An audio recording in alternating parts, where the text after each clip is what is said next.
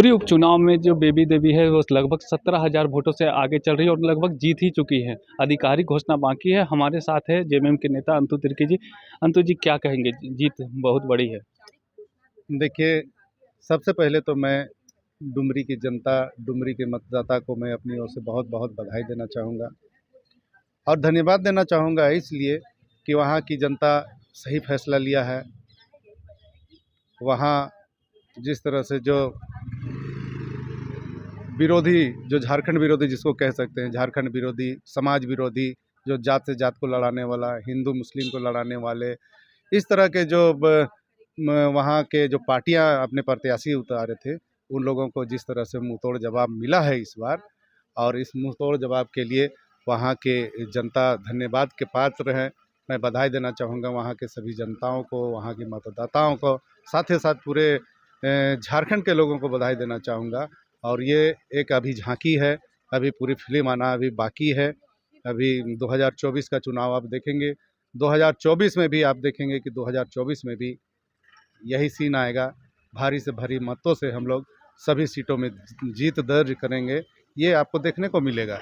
इसलिए कि ये तो अभी शुरुआत है। ये लोग कह रहे थे उल्टा पुल्टा सरकार के खिलाफ में, ये लोग जाके वहाँ चुनाव क्षेत्र में उल्टा पुल्टा ये लोग बातें लोगों को बरगलाने का काम कर रहे थे। लेकिन वहाँ की जनता समझदार है, वो लोग बरगलाने और ठगने से ठगाने वाले नहीं हैं। उन जिस तरह से उनके जो सुप्रीमो हैं मोदी जी जिस तरह से फेंकू हैं, तो उन लोग भी सोच रहे थे कि यही काम यहाँ भी झारखंड में हम लोग करके यहाँ लोगों को बरगला देंगे, डुमरी की जनता को बरगला देंगे। लेकिन यहाँ की जनता समझदार है, पढ़े लिखे हैं, समझदार हैं, इसीलिए यहाँ की जनता इधर उधर होने वाले नहीं हैं।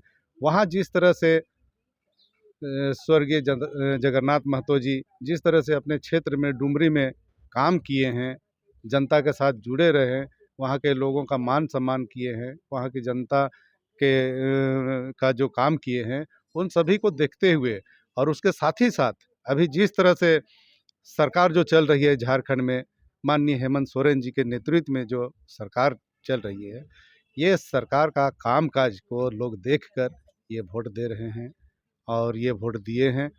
तो इसीलिए जिस तरह से यहाँ विकास का काम हो रहा है, इस विकास का काम बाधित ना हो, इसके सोच के तहत वहाँ की जनता ये काम को वोट दिए हैं। इस काम को देखते हुए भले वहाँ के लोग जितना उल्टा पुल्टा भ्रम फैलाने का कोशिश करें, लेकिन जनता देख रही है।